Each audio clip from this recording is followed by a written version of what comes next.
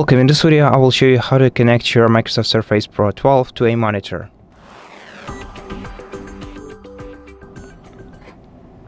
To connect your device to a monitor, you're gonna need to use one of the two available USB-C ports. Both of them support DisplayPort, therefore you can use Mini DisplayPort to DisplayPort connection to connect your tablet to your monitor. If you want to, you can also use the hub that has the HDMI port in it.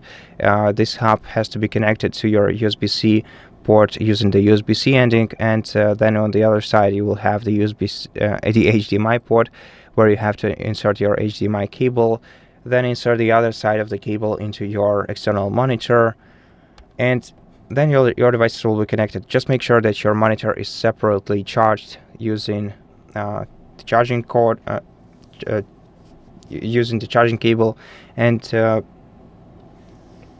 then to adjust the display settings, you have to open the start menu, go to settings, go to system, and here you're gonna have to select display, and then adjust the arrangement of your monitor and main display. At the top, adjust the projection type below, and to the rest of the display settings.